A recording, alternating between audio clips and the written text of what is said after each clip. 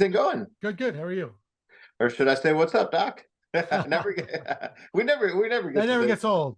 yes. It actually Well, doesn't. I was gonna say it really shouldn't. The thing is about Never. this, I was excited because, well, first of all, we log into the Zoom here and we see, my picture, it says Looney Tunes, and I'm like, you know Yeah, that's what? pretty That's cool. just Yeah, just yeah, just so cool. And then of course we see this behind you. And then, we start thinking, obviously you grew up with these movies and like what a great full circle moment in your life, right?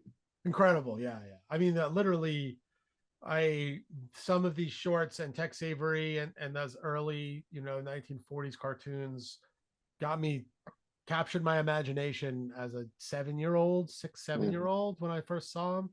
And to think that I'm here right now, 45, 40, 40 years later, and I Yeah. made a Looney Tunes movie. It's pretty mind boggling. It's totally nuts. Yeah, but what a responsibility too. I mean, Oh it's yeah.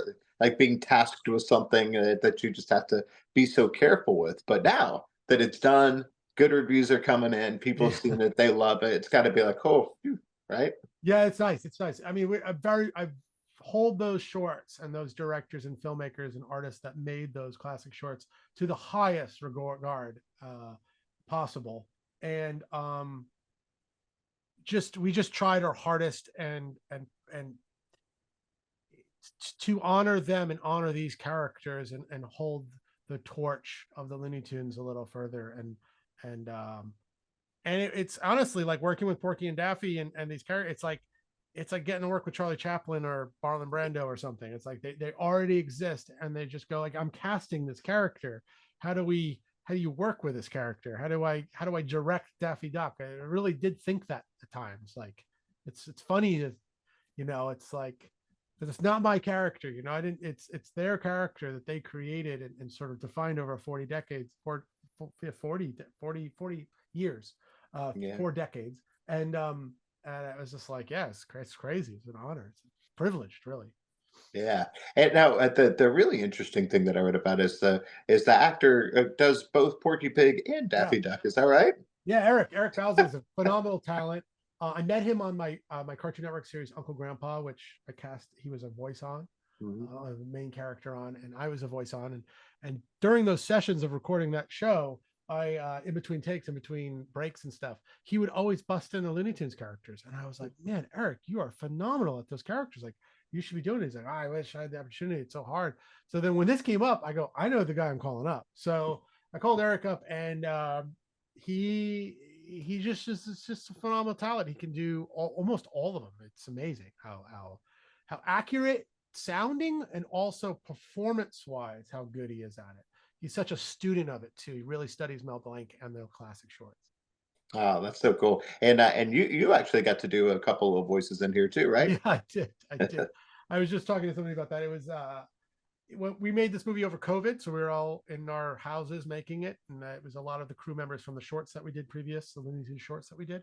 And when you're making this stuff, you're drawing it and you're writing it and stuff like that, and then you're making the animatics, and you're like, well, you can't really book professional act. I mean, I'm a professional actor, I'm a SAG member and all that stuff, but Mm. you can't the Eric Bowser's, you can't always book for every little idea you have. So you scratch a lot of stuff. So I have a mic in my office and I just go, just do this. And then it kind of sticks, as you're making the film and you're going, well, that's kind of cool. It still hasn't been replaced yet. And then it gets to a point where the line producer goes, well, you don't have any more money to cast. You want to take the fine? I was like, yeah, I'll take it. So it's cool. And I like to do, I really like to perform. I like to act a little bit. I never want to take on something too big. I mean, I was Uncle Grandpa in my series Uncle Grandpa, but and I learned a lot about performing and acting with that. But it's nice. It's a little bit like your little cameo in the film. It's really nice to just, even if it's a few small line or something like that. It's a Oh, good feeling. it's still so cool. Yeah, Well, yeah, totally. and I was going to say there's been a bunch of stuff that you've worked on that people,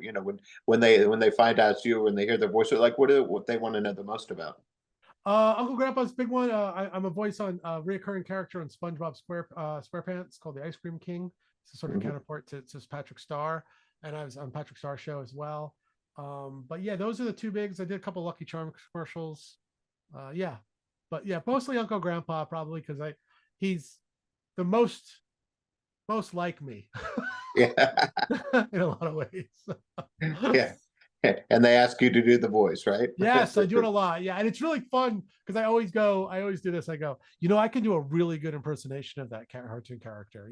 They find, they hear that I made the show, and then I do it, and they're always a little shocked, and it's really cool. And a lot of friends, and it's funny. My 9-year-old son just got into it, Uh, so and his friends are getting into it. So I did some drawings for them, and I sent them to school. So he's like the cool kid who's got his dad who drew Uncle Grandpa. yes. Yeah, hey, you got to get I this don't know how cool dad. cool that is. I don't know how cool that is, but for right now, in this moment of time, it's cool for Yeah. him. That's cool. Hey, you got to get those cool dad points whenever you can. Right, exactly. What's the line that people ask you to do? Oh, Or it's a good morning. It's the Uncle Grandpa good morning line. oh yeah, I It's their love that. catchphrase. Yeah. That's so cool. Well, people look up to what you do, and that now, of course, you've got even more here. But what advice would you give to someone that wants to go into this crazy business? Um, Never give up. Work hard. Do your homework. Study Mhm. study from the great people in the past. Whatever it is, if it's being a director or a writer or whatever, watch a lot of movies. You learn the most by watching film. Even if you're a performer, I feel like you just watch films. I'm a total film nerd. The huge Blu-ray and DVD collection. Total cinephile. Pick a director, watch every movie from that director from the Yeah. front to the end. And also observe life. Don't it's important to watch, like I mentioned, but also go out your front door and observe life, draw from life, meet people, live a life, meet characters, talk to people.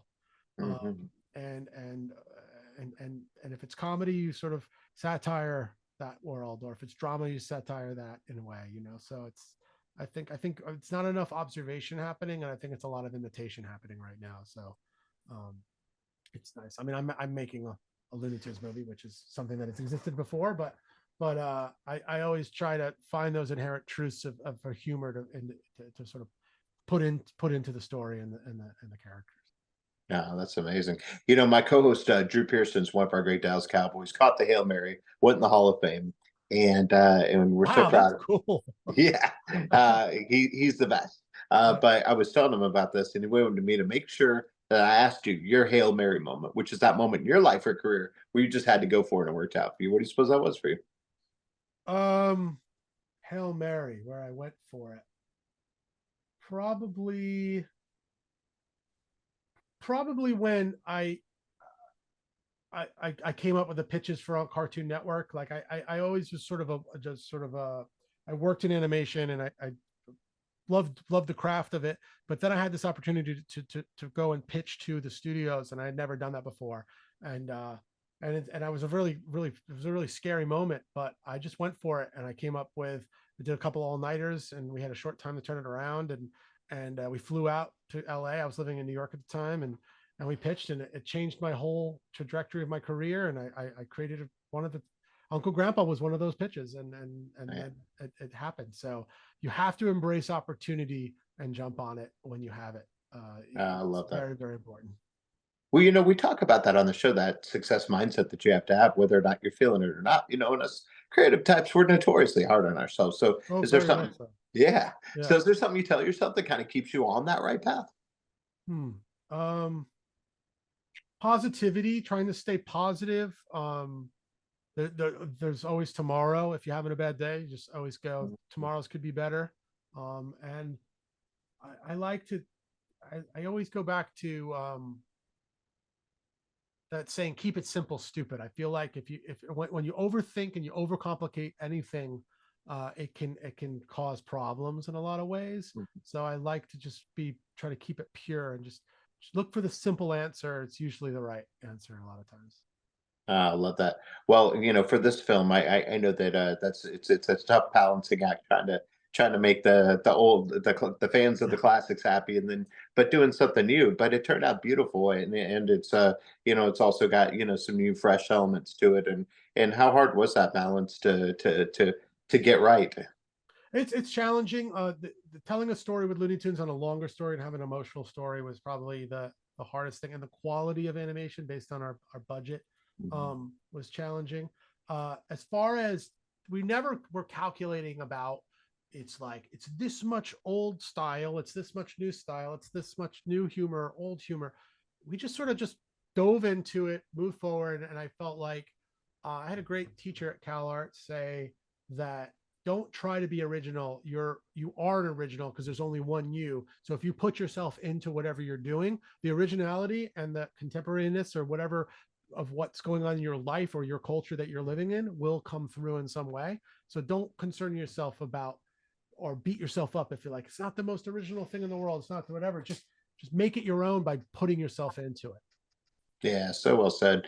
Well, we're so excited for everybody to get to see this, on the big screen, and then of course, now that's an award season. So I mean, it's just Crazy, yeah, just it's nuts. such a cool thing, right? Cool, yeah, yeah, really. Yeah. Well, last thing then, after this, I can't wait to see what you do next. What do you got coming up for us? I'm working on a project with Aardman Animations right now. It's really Mm. fun. Started in the fall, so it's been really great. Oh, Can't that's say what beautiful. it is, but yeah, Yeah, well, that means it's yeah. probably really good. Well, that's great. We really appreciate you making this. It brought back some wonderful memories. We're gonna tell everyone to check it out and look forward to talking to you again soon. Cool. Thanks, Paul. Appreciate it.